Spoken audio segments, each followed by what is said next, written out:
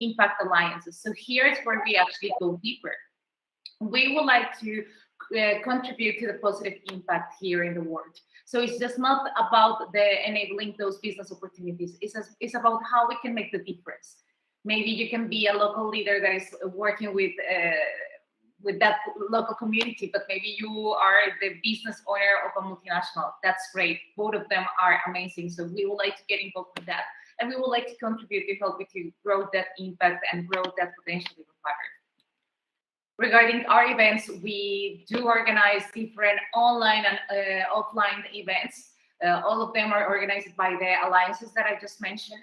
We have different topics, different approaches, and we do all of this because we believe that it's very important to share knowledge, but more than that, it's about creating awareness. Now, I would like to highlight that we are actually the #1 tech network, and we do have different meetings in which we discuss different topics. But one of the most important things about this is that we would like to do this with decision makers. I mean, it's nice to have a conversation. It's nice to exchange feedback and insight. But what is going to happen next? Because of that is that we actually enable these networking meetings in order to understand how we can join forces and how we can work together for the same purpose. Now, about our UTech ecosystem, here is where we talk about the programs and the tools that we offer to all the members. Just to give you some of the examples, we do have different articles, such as the white papers, positioning papers, in which we share what is happening in those industrial sectors with those realities. As well, our members are able to talk about their work, their companies, and what they're doing. We do have as well different programs that we created in order to recognize those that are trying to make the difference. So this will be the case of the awards. We recently had the awards in Latin America. This was 2 weeks ago.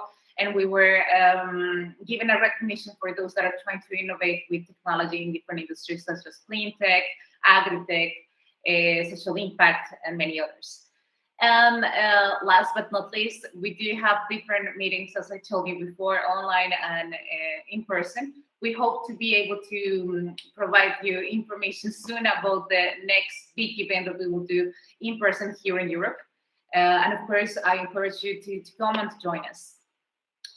Once again, thank you so much for being here. Enjoy the webinar. For me, it's a pleasure to be here introducing UTech. And now I would like to give the microphone to the great panelists and speakers that are joining us. Thank you so much. Thank you, Maria. Thank you so much for this presentation. Yeah, and let's start with our first speaker. It will be Svetlana Romanko. Svetlana, I'm giving you the presentation rights. You have to unmute yourself, and then you can start to share your screen. Yeah, it's loading. So if you can do the full screen mode, yes. Okay, yes. So this is your time. Thank you very much. Yes, thank you so much, Martin, and everyone. Happy to be here, as I said, and to share some points on how can Europe survive painlessly without Russian fossil fuels, and to speak more about the war in Ukraine, and also just to highlight some points how business can be an important change maker in the current situations that we have towards energy security or energy insecurity, climate crisis, food crisis, and peace and democracy crisis as well. So to start with that, I will start by saying that the war in my country, in Ukraine, as we all know, has already raging on for 140 days. And this war quite clearly and obviously has been funded and fueled by the coal, oil, and gas industries that also drives the climate crisis.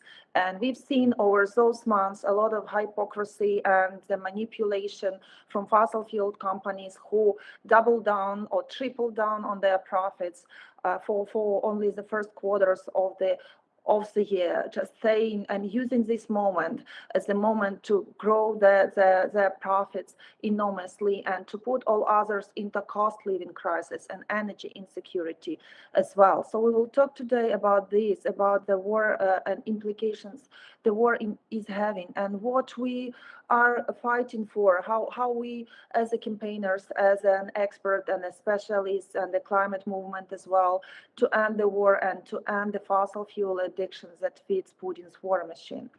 To speak about just a few facts about Ukraine, because it's very close and poignant to my heart first, because I am Ukrainian, I live in Ukraine, and I witness this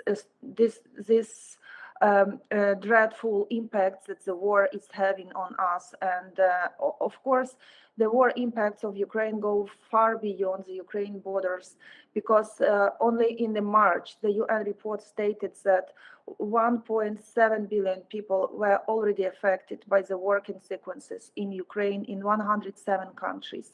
As I said, cost living crisis and food crisis and many other crises are connecting into one.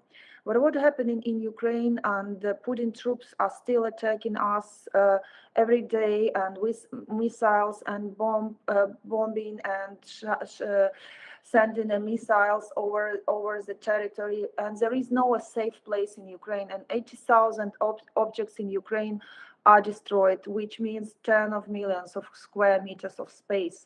11,000 of war crimes have been reported so far by authorized organizations. Among them are terror and genocide and murders and tortures of this undemocratic regime and war.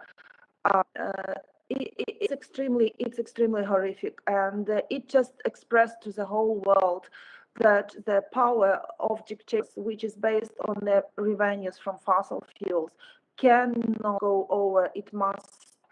And Europe plays a role into ending the fossil fuel addiction, but also ending in Ukraine as much as the closest neighbors can. I will more today of how the Europe can get rid of fossil fuel addiction today, and will it be poignant or pointless for the EU economy and for the citizens. And up to 1 trillion of euros foreign aid will be needed to compensate for damage caused by the Russian invasion. But not every damage, I have to say, can be compensated. The damage to ecosystems, which nearly 1/3 has been destroyed already for the first 3 months of war, and the human loss, which we normal societies are put to a profit, and the human are priceless in this shift as well. I'm not even saying about the simple infrastructure. And as we see the fossil fuels as a center, as a root cause and the bloodline of the Russian aggression. And Russia expects to receive 1 trillion rubles, which is almost 14 billion of euros in additional oil and gas revenues this year, and use it to support the invasion in Ukraine. But we all know that it won't stop in Ukraine only, because Russia has imperialistic ambitions and colonial ambitions to invade even more countries. It's constant insecurity to Europe, and it threatens and damages its energy system and to the world as well, because not only Europe importing Russian oil and gas, other countries also do, as for example, US did in the past, and UK, and also Canada, and China and India are still doing. They are the biggest importers of Russian oil. And Putin is using energy supply as a key geopolitical weapon. Basically, it's an equation. We see that 50% European supply is going to hit the houses of the Europeans, but at the same time, the gas weapon of mass destruction, which provided some costs to Putin to wage his war against Ukrainians, because this connection is very explicit. 900 million of euros Putin spends and Russia spends every day to fund the military aggression against my country, and to fund these awful weapons that over and over trying to put us into oblivion or submission. But we will prevail, I have to say right now, because there is no doubt, and Europe will and can help us to do that.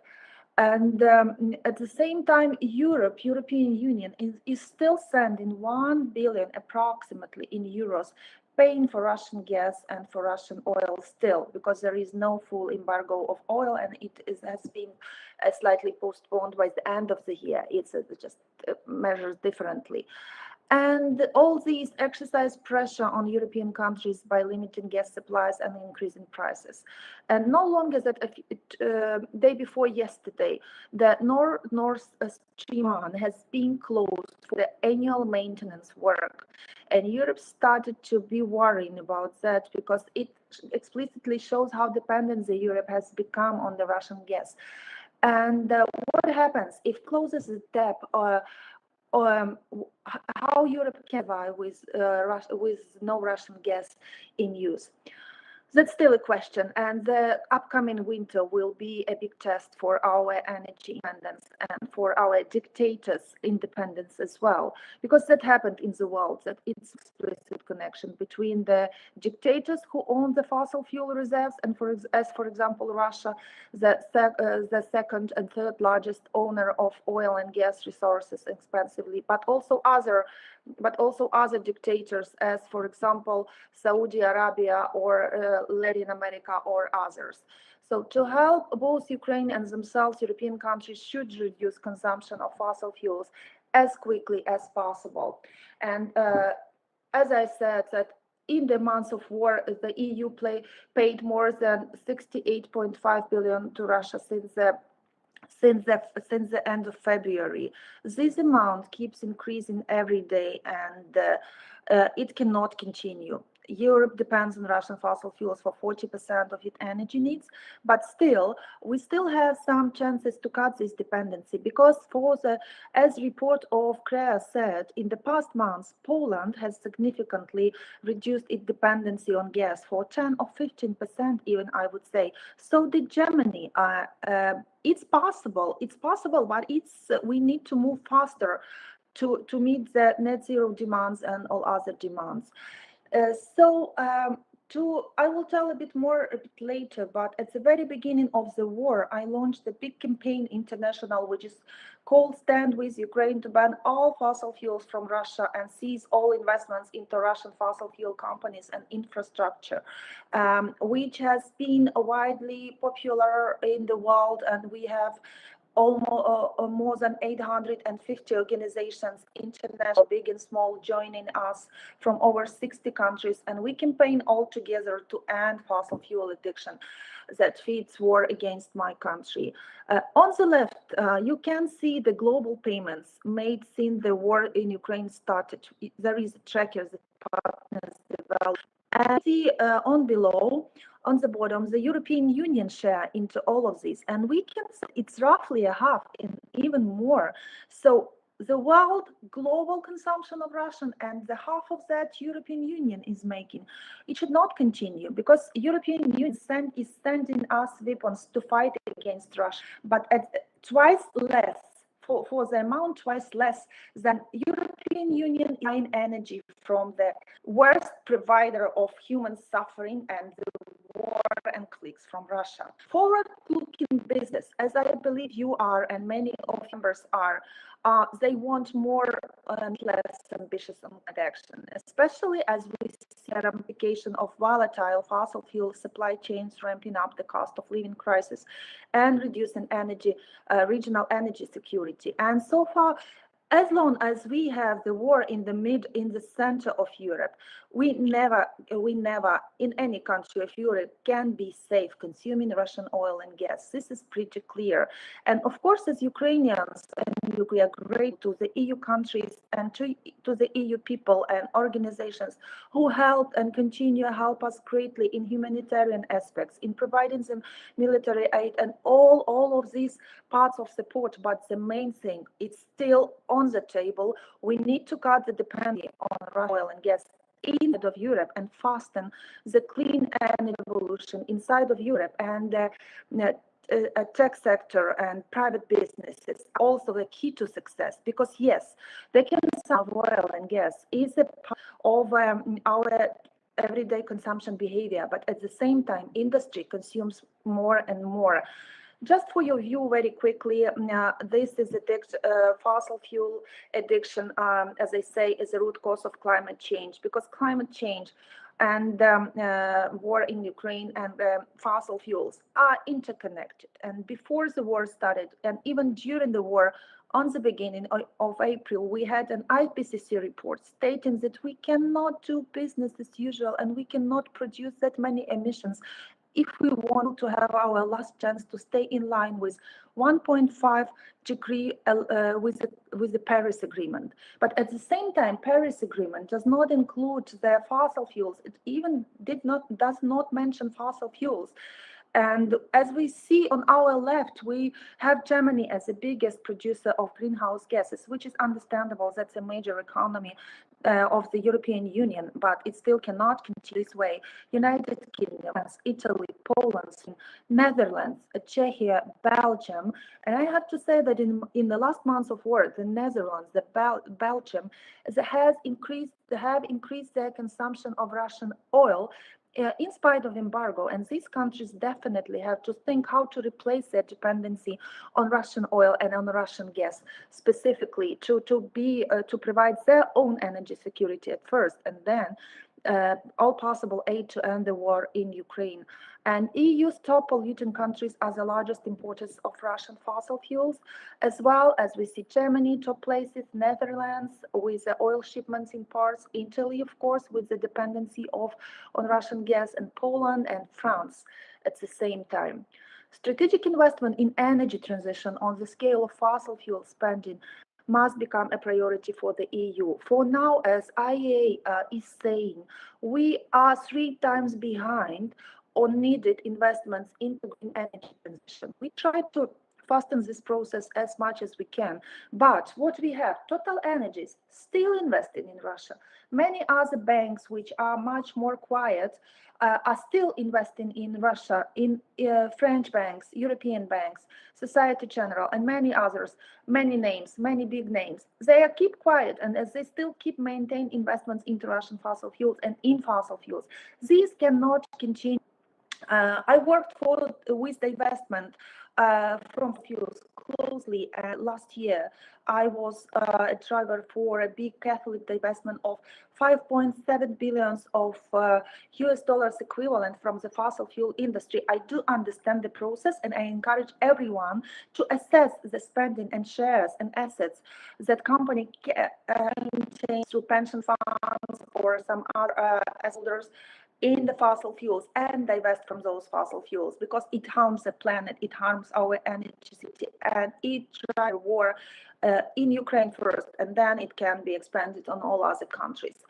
And for this money that have been spent by the European Union in the last 5 months on Russian fossil fuel war, what could Europe potentially install? There is also a tracker. These are scientific data.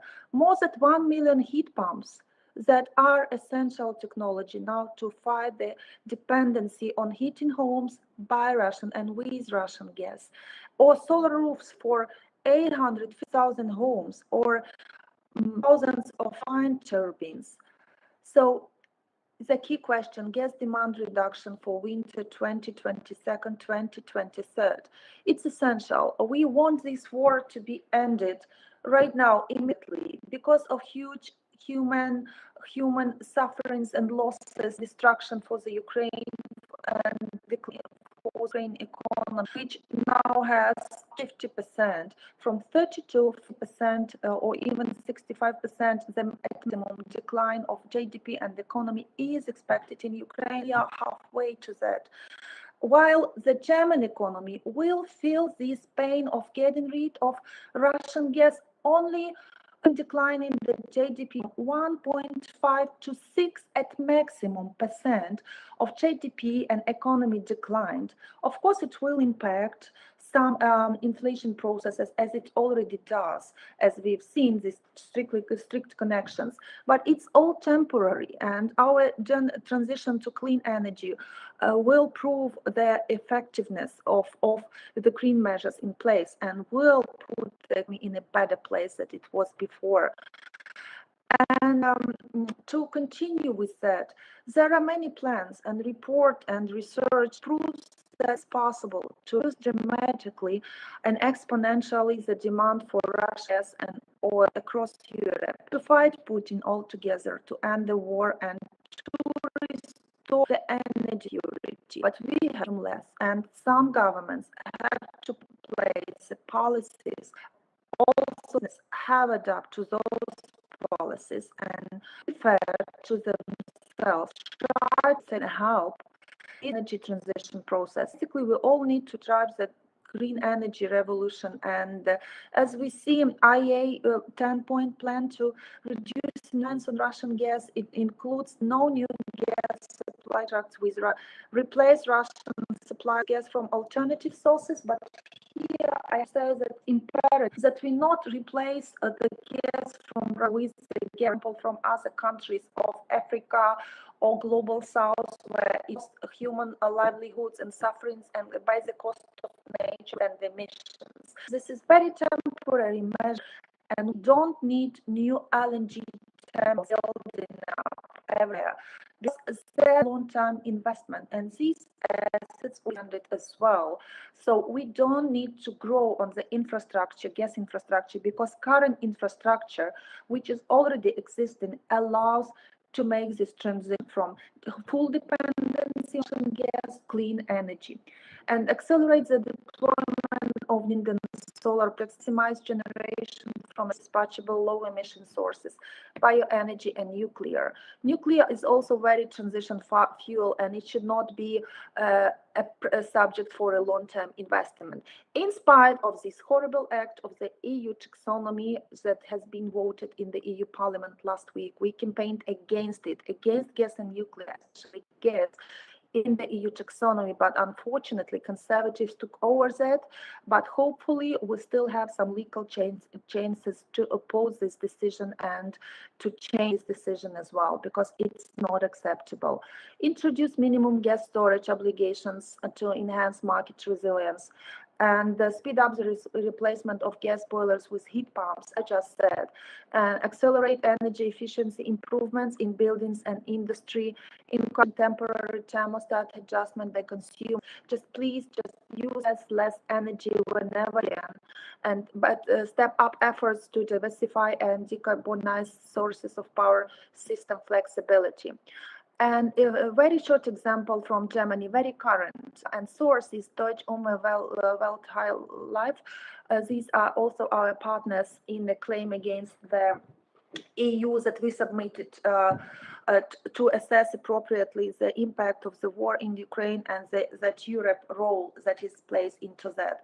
That only in Germany, nationwide speed limit on the highways will help, and in the cities will help to save up to 3.7 billion liters of gasoline and diesel fuel and 9.2 million tons of CO2 annually. A huge step to protect the climate and eliminate the dependency on Russian oil. But the consumers will need to drive with the speed limits, and we, the society, have to accept this. And okay, I will go further because we still have some slides and we have less and less time. The need for deep structural changes. If we can stop in 2-3 minutes, will be perfect. Thank you. Yes, of course. And I will share slides afterwards, so you will still have a chance to dive into this big topic. So the need for deep structural changes in EU economy is still not addressed by the policymakers. And REU power plan does not cover transport sector, and we still can, and governments can decrease the demand in oil by 2.7 million barrels a day within 4 months by simple measures, as I said previously, just reducing the speed limits in the cities and many more, car sharing, car-free Sundays, and many more. But the 1 month and a half are being wasted already by governments because they are not doing these things that they have to do. The big thing is a need to phase out single-use plastic and decouple chemical industry from fossil fuels. I won't stop on that, but it's really big across the European Union, and it can help us to build to defeat Putin and dictatorship and end the war. And if Ukraine can defeat Putin and rebuild its economy based on renewable energy rather than fossil fuels, it will be the proof that real change is possible all over the world. And Ukraine can show the country that there is a reason to have hope for the future and demonstrate to petrocrats that they time for them and for that Trudeau. So what you see on the screen is over. So how can you help as a community? Please join Stand With Ukraine campaign, which is about banning Russian fossil fuels, as I just said, and support effort of Razum We Stand team. This is the organization we've created, a grassroots organization, international, to help Stand With Ukraine campaign. And please compose collective letter to European Commission with sector-specific demands on fossil fuel phase-out in transport sector, plastics and chemical industry, no new gas power plants and net zero, not undermining net zero plans for countries to the war. So you can contact me directly. That was my email, and I can type it in the chat as well, but it's svetlana.romanko@gmail.com.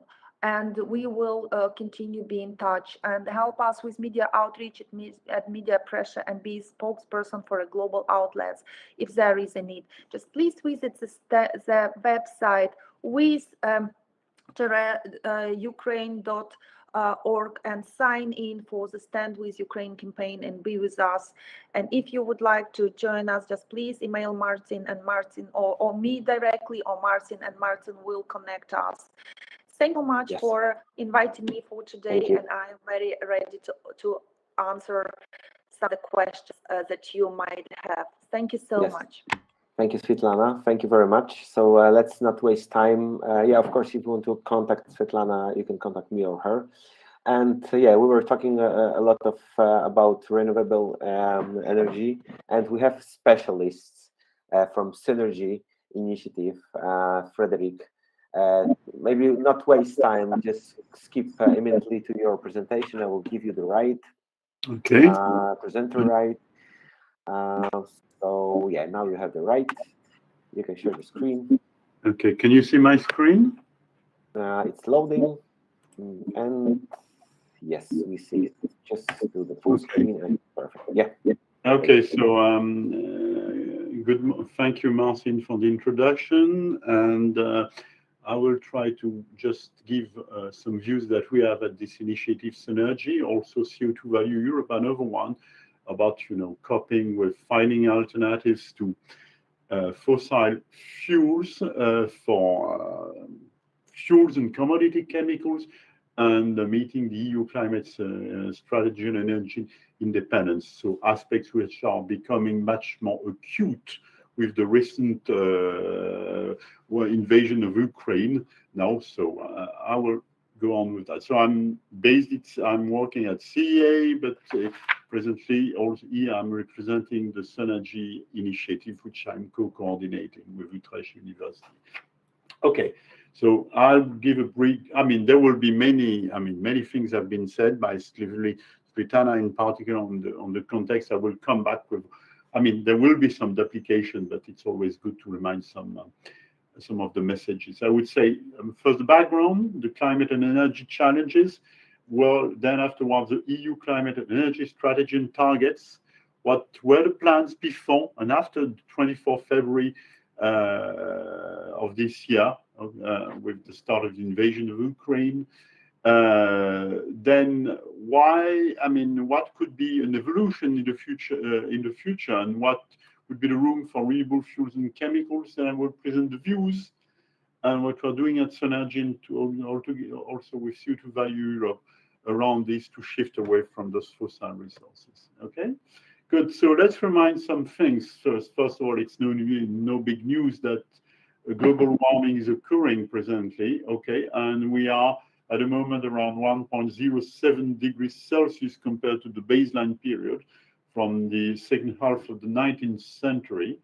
Okay, so global CO2 emissions, which is the key, one of the key numbers, have been peaking in 2018. There was a list around 5% decrease due to the lockdown in 2020, but we are nearly reaching this peak. So this is the major source of this global warming. So, well, this is the issue, a global issue we are all facing, and the Paris Agreement calls for technologies that could be neutral or even negative in terms of CO2 emissions. So rather than, first of all, do not use any longer carbon in the Earth crust, leave it where it is, and try to use the existing carbon which we have, bio or technosphere, or even take some of it and put it back in the crust. That's a bit the idea. That's what we are facing. But there's also we've got to face a global climate issue. But if we look also at the European level, there's our addiction to fossil resources. So, I mean, the message was already said by Svetlana just before, but just to remind numbers, this was in numbers provided by the International Energy Agency. In 2018, globally, the global primary energy supply relied at more than 80% on fossil resources. Okay. And so what we have presently is that the EU society is based, EU society is based on energy stored in the chemical form. This is nothing else. Fossil fuels are energy stored in the chemical form with maturation process which took millions of years. But what is more specific to EU is that is using resources on energy form which is coming mostly from outside EU, because it has very low reserves, proven global reserves of whole gas and coal.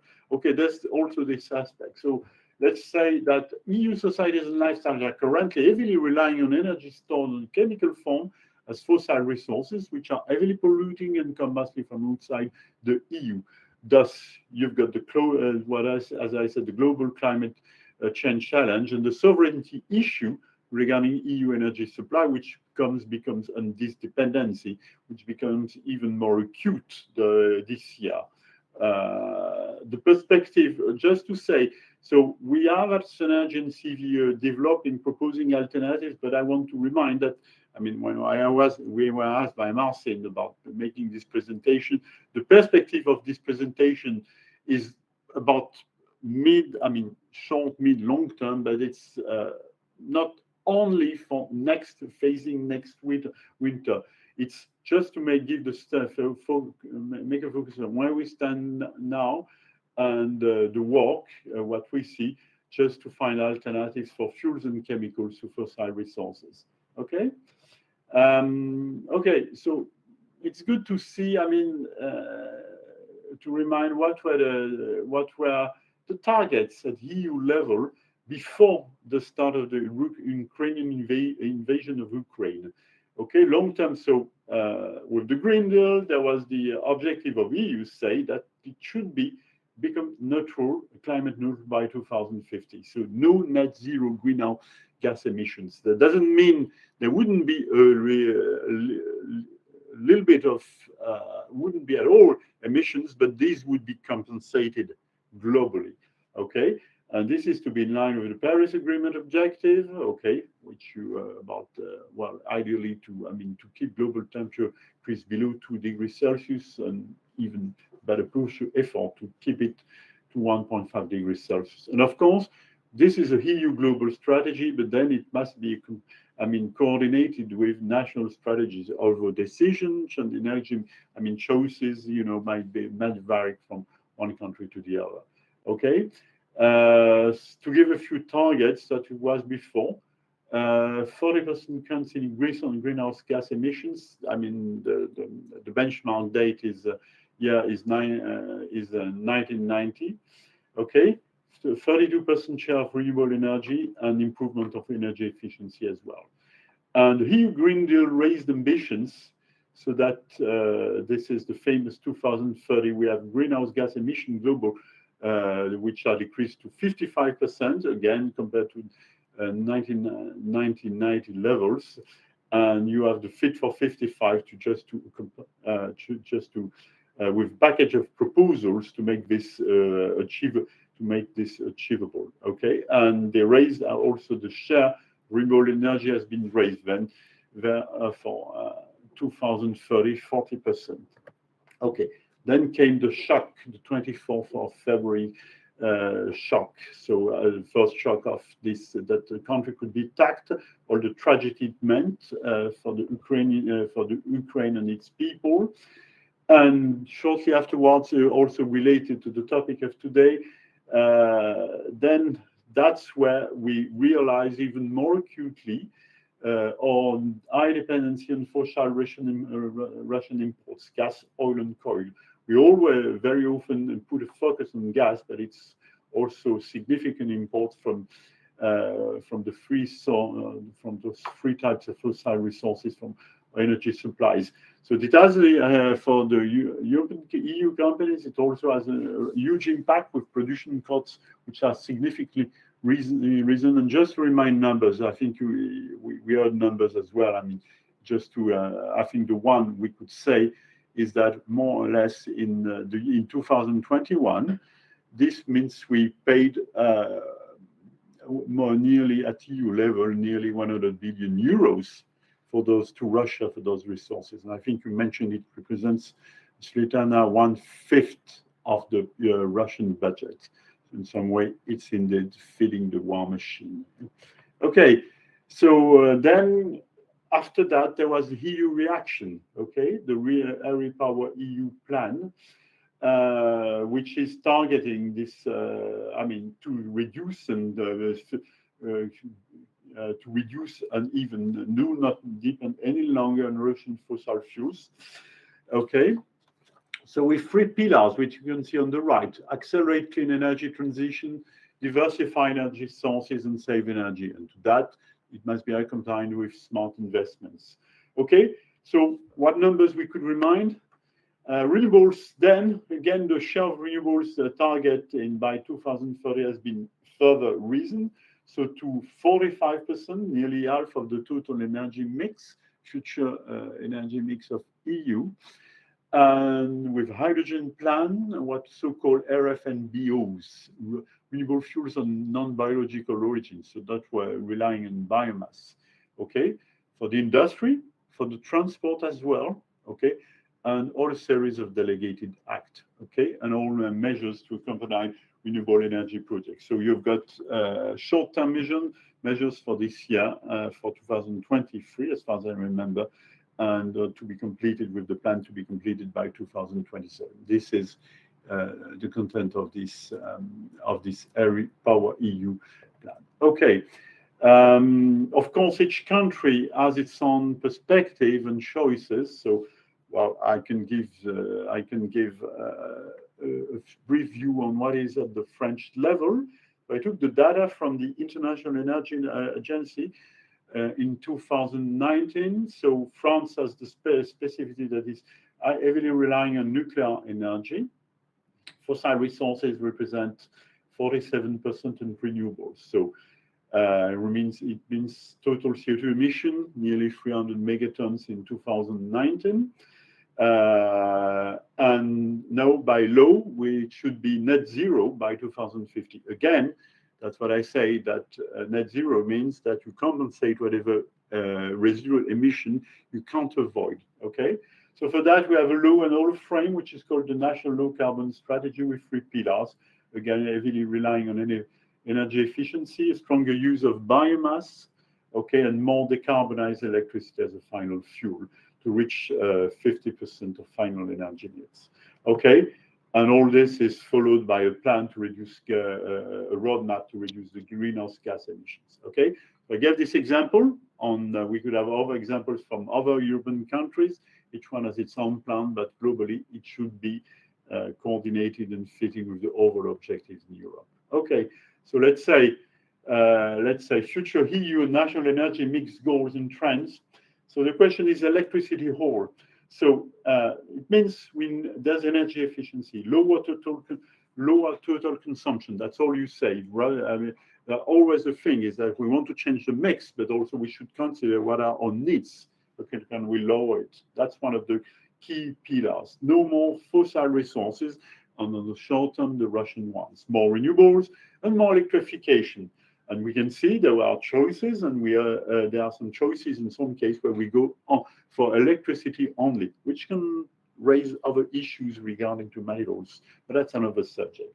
Okay, so we heard recently the EU ban on new combustion engine cars from 2035.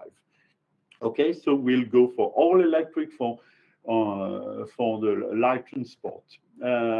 But that doesn't mean we don't need for storage. We still have a need for storage of intermittent renewables in the chemical forms as fuels and commodity chemicals for our two sectors. Okay, so that's where the story about where we focus on the common renewable fuels and chemicals, and that's energy. We'll give it now. We have a strong focus on solar. Okay. One important thing you can see in this graph, which is extracted from a paper which I recommend and put from colleagues in Potsdam. This is the idea is to say that technologies we will have a mix, and we must use technologies where they make most sense in terms of cost and competitiveness. So it's not about all electrification. Okay, you must consider use it where it makes most sense. So what I want to say with so for example, direct electrification, where it's significantly cheaper than e-fuels, you can have in light duty vehicles, as I said before. Space heating, industrial heating, and some low mid-temperature industrial heat production. In some other cases, it could be competition with what we call fuels, e-fuels. They have similar costs, but in some cases, you will still need some fuels, still chemical energy for aviation, shipping, and chemical feedstocks and primary steel. So electrification won't be all in our future energy mix. That's the point. And the idea, we are not competing this is not a competition between technologies. This is making the best use of it. This is the point of the energy mix. Okay. And also in some cases, we will need renewable fuels. Okay. And one further element that we have to consider, it's the energy density. Okay, this is extracted from a paper on a paper where the calculation is compare how much space you need to transport and store 10 kilowatt hours of energy. You see, with current technologies, this means 27 liters of batteries, whereas the gasoline is there, 1.1 liter. In intermediate, then you have much by nearly half hydrogen. And if you speak of nitrogen, ammonia, this is nearly 1/10. And for gas, for methane, this is 1.7 liter. And space and volumes for application will matter. Okay. So that's another point to consider. And so fuels have a much better energy density as compared to batteries. And in this sense, CBAS fuels are better than hydrogen. So again, where volume is not an issue, you can use batteries where it's competitive. And in other cases, fuels are really the best option. Okay, but maybe you hear very often about renewable fuels, e-fuels. I just mentioned the word solar fuels. I will also talk about CCU, carbon capture and use. And maybe a small reminder, what is it all about? So here, first of all, when I say fuels, I mean not only drop-in fuels, but I have in mind energy stored in the chemical form, which can be used as fuels, or, for example, commodity chemicals for the chemical industry, which is mostly fed, let's not forget it, with fossil resources. For example, fertilizer production heavily relies on fossil resources. We must again find alternatives for that. So renewable fuels, generally speaking, are produced from renewable sources, including biofuels produced from biomass. You can have different generations, but then we're relying for biomass on the efficiency efficiency of natural photosynthesis, which is very low, approx 1%, and thus which means a strong footprint. Okay, you've got e-fuels, or in short, or electrofuels, which are produced from using captured CO2 or CO. Captured can be even from industrial processes or by direct air capture, and that you can combine with hydrogen produced from green electricity sources, wind, solar. And then solar fuels are using solar light as the energy source, okay? So you can use it. You can use it by converting solar energy with PV plants into electricity, which will drive electrolyzers and generate you solar e-fuels. Okay, that can be either hydrogen, which can be solar fuels. That can be hydrocarbons, synthetic hydrocarbons. That can be ammonia. But also you can think of skipping this step by mimicking nature in what is called artificial photosynthesis. And there the idea would be that you do it with a much better efficiency than it is done in nature, okay? Okay, so that's just to say about what are solar fuels. Then another technology, which is another way of doing this, is called, which bears many commonalities with what I said, is carbon capture and use. So it covers process that aim at capturing CO2 from flue gas or directly from the earth and convert it into a variety of products such as renewable fuels, chemicals, and materials as well. So there that you could have a long-term storage of CO2, and those which are currently predominantly derived from fossil resources. Svetlana, for example, mentioned just before, plastics, which are heavily relying on mostly on the fossil resources. Okay, that was just a reminder. And here, I'm part of the Synergy initiative, which is focusing on those renewable fuels in particular, with a strong focus on solar fuels, and CO2 Value Europe on CC, which is an association focusing on CCU, and all these are European initiatives, associations, and we share many commonalities and work jointly on projects to promote this. Okay, so I will just say a little bit more on the vision of Synergy. So the idea is really to enable, first of all, it's to enable a circular economy through the sustainable production of fossil-free fuels and base chemicals from renewable energy and simple feedstock molecules that we can find even as waste, as human or industrial waste, or in the environment, such as water, carbon dioxide, and nitrogen.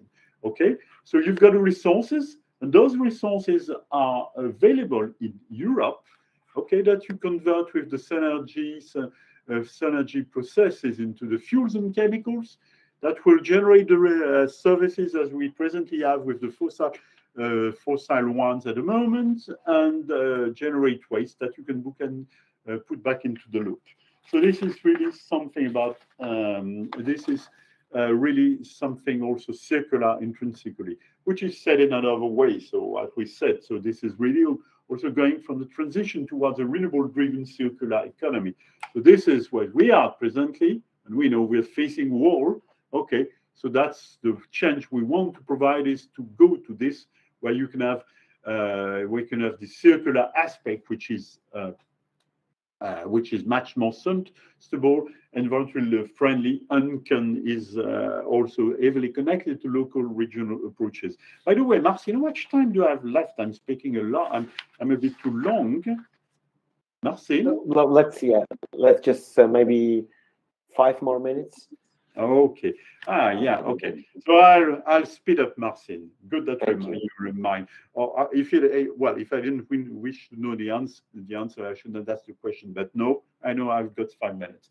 Okay. And what we propose basically at Synergy to do that is that we say that you can't do that a fragmented way, but you need a global approach at the EU level, associating actors from academia, from industry, or also from society, to build a pan-European platforms for these fossil free fuels and chemicals. Okay, so we have a background. I won't go into detail, but presently that's where we are. We are ramping up in a ramping up phase where we developing, strengthening a community, road mapping, building a roadmap, okay, and implementing it with a set of projects, okay, of EU projects, also coordinated with national initiatives and project. We were funded a project which started beginning of June to do all this. And our partner organization CO2 Value Europe is also part of this project, and there are also international aspects, and also we are showing the path towards a large-scale coordinated initiative at EU level. Okay, good. There's a roadmap, and let's to say again, trying to aligning also with the EU global goals. And there are 3 pipelines that are in synergy, which are related to ammonia, hydrogen, and synthetic hydrocarbon.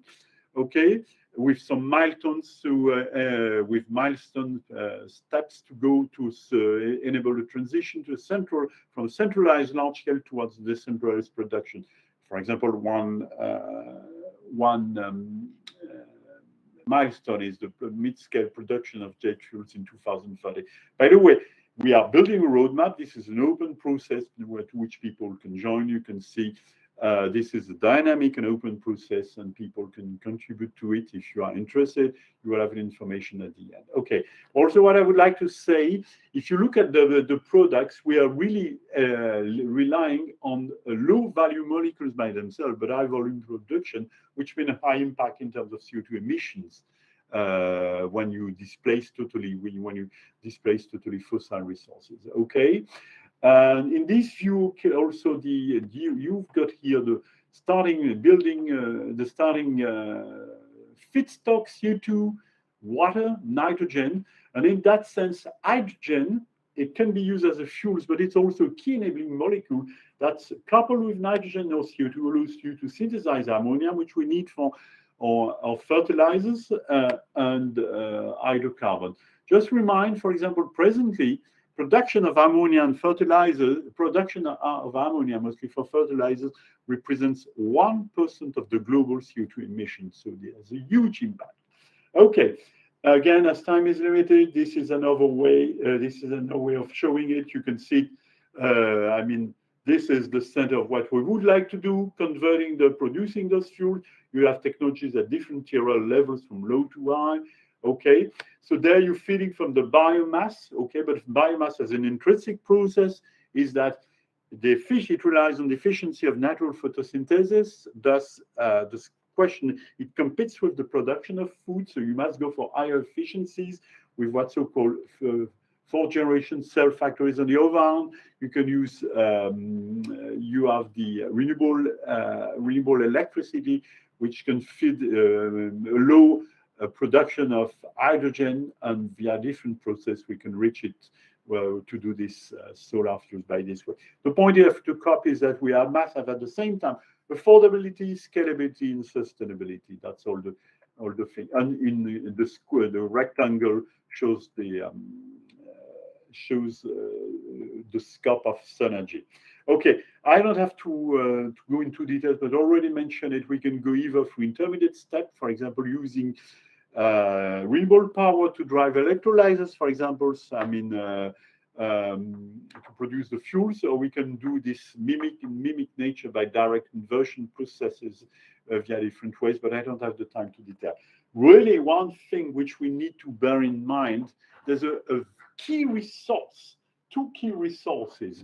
One is the land use. And if you look, that's the back of the envelope calculation. Okay, if you look at the solar conversion efficiency, and you try to cover, you should calculate what land, what's footprint it would have to produce the energy an average European citizen is using at the moment. Of course, this is, as I said, a back of the envelope calculation. And with, I mean, as I said before, on biomass-based approaches where you're relying on the efficiency, solar conversion efficiency of natural photosynthesis, it means a huge impact. So if you, I mean, to produce all the energy we need, that would mean 30% of the total EU area. Whereas if you go with artificial, or you reach with artificial photosynthesis and efficiency, which is 30%, then you come with much more reasonable numbers for deployment of those technologies. Okay, and that's one of the key things when working with these processes. Efficiency of the process is absolutely key. Also, something to cope with is the water use. What you need, I mean, water is a key. Will become even more key resource, and we start to begin to be more and more aware of that. So that would be need as well efficient water management. We evaluated also the impact, which we can cope with, but that also means thinking of efficient water management and using alternative water resources to fresh water, which we need for our lives. Okay. Okay. So also a brief outline of what our colleagues from CO2 Value Europe are doing. As I said, CO2 Value Europe is a partner European association focusing on CCU, carbon capture and use. And so this is really the idea, which we also find, which I also mentioned. Let's from a problem CO2, let's try to make a process. Rather than digging into the soil to reuse the carbon which we have there, the fossil resources, we should leave them there and let's make use of the CO2 which is available, either in the biosphere or in the so-called technosphere. So that's one of the feedstock and low carbon energy sources, and also as well raw materials and waste for recycling. And thus, via transformation processes, you can build those synthetic fuels and chemical commodities as well as building materials, okay, for long-term storage. And there's also a downstream aspect, refining, distribution, infrastructure, market for CCU products. So CO2 Value Europe involves multinational companies, SMEs, regional clusters, academia, research organization, universities working to deploy this technology on CCU, which also are part of the answer.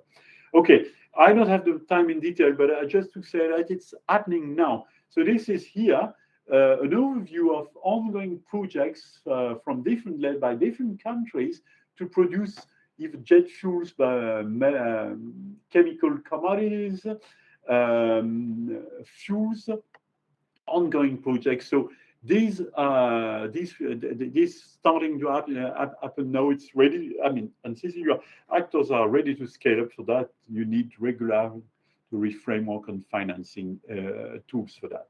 Okay, to make it really happen and develop. So, main take-home messages: Europe is at a crossroad. Okay, we realize, and even more with the tragic events in Ukraine, now our dependency that we find other resources.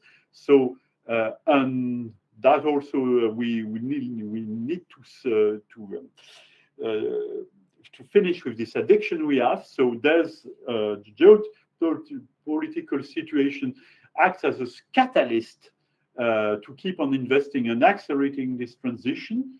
You can challenge whether it's fast enough or not, and but it needs a set of actions, and the initiatives we represent are presented here are also working on that, proposing solution for ramping and deploying this, and this needs a global answer. Okay, so we believe that solar fuels and chemicals and CCU technologies are an essential part of the solution. Okay, they are not going to solve all problems for next winter, but they are not only long-term options, but they simply need to develop and ramp up. And thank you for your kind attention, and sorry for being too long.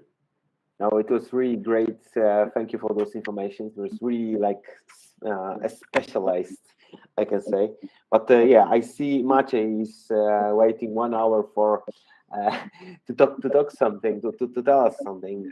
Basically, I know Maciej is from a Polish research institute. So, are we ready, Maciej,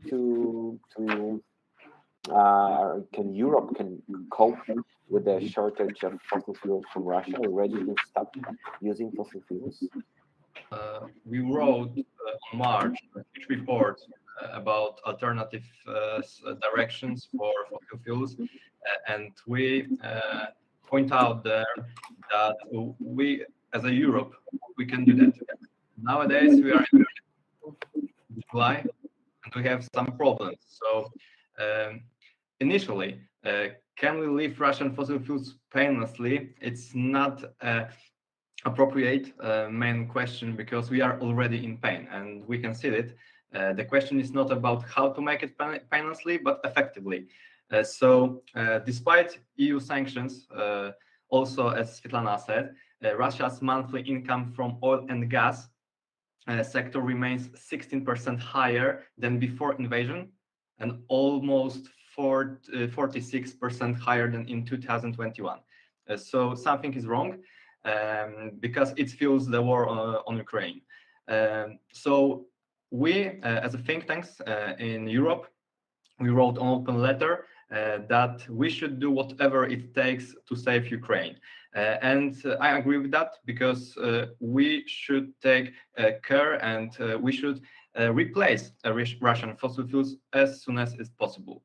So as we pointed out in our report, there are few directions that we can replace also oil, because we have some sources in United States, we have some sources in other countries.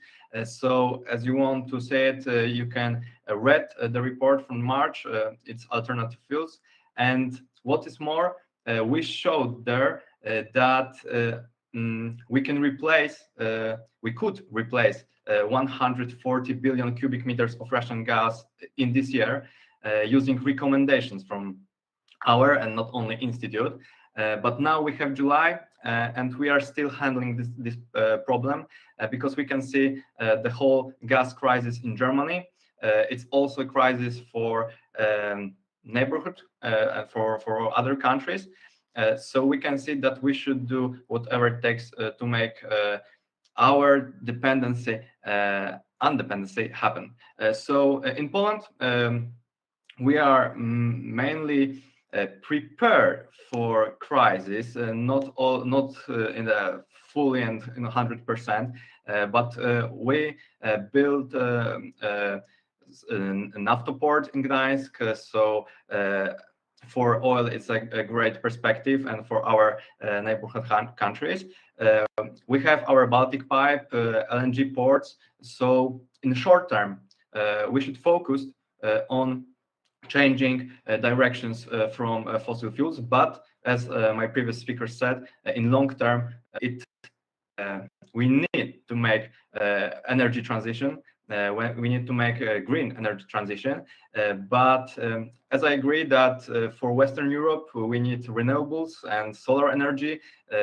We need it also in Central and Eastern Europe, but also in CE, it is need to have some kind of energy security, and nuclear power. It's one idea that comes to our mind to make this transition not only possible for people, but also for politics and for their minds. So we need nuclear energy to make our energy security right. Frederick, maybe you can add something to this. Frederick, yeah. No, I'm okay. No, so what I could say is that with the current, I mean, there were, what I want to say is that there was a trend. I mean, Europe gave a strong, had as a primary goal of making this green, transition toward a sustainable energy mix and being net zero. Okay, that was already, I mean, a strong direction with when they changed the commission sometime. what happened is that in some way we can say that the very tragic event in Ukraine just led to try to speeding up. Okay, and that's, I mean, we realize even more acute how faster we need to go and what we need to do. Okay. Sorry? But do you see that countries, but do you see that country or governments are speeding up with this, or they are just trying to fix, you know, the gap? Yeah, of course. I mean, countries, I mean, if you look in terms of CO2 emissions at the country levels, it depends a lot due to choices. The point is that now you could compare between different countries due to different choices, which are thus is that the gaps are, I mean, we have a general EU framework at a EU level, but then you've got, I mean, the challenge can vary from one country to the other. We can see, for example, I mean, the challenge as I didn't go into details in all national plans, okay? But if you want to have an evaluation of those plans, I think a very good resource is the International Energy Agency analysis of the national plans, okay, that you can find on the website. You consider the challenge will vary a lot between different countries. For example, currently, I believe, for example, Czech Republic is depending very almost, and I mean, I don't know to what extent, but the dependency on Russian resources, it's much more important than in other countries. I mean, I know for France, when you compare France and Germany, the challenge is a bit different also due to, I mean, dependency is also different. But still, what I would say, we now have a general frame, and the gap might be different on countries, but at least we know where to go. But each country has its own plan, trying to fit with its frame. Okay, and as I would say, yeah. Okay, that's yeah. it. Maybe much information. Which countries are doing some more, you know, to stop the fuels from Russia, and which are not doing, like, basically nothing. Okay, so firstly, yeah, that's true. Everything Frederick said, and what is more, according to European Network of Transmission System Operators for Gas, said that it is also possible for now to reaching a safe level before the heating season, so to handle this gas crisis. And Denmark, Portugal, Poland have exceeded their target of this 80% fulfillment in gas magazines, and they collectively accumulating about 1 billion cubic meters of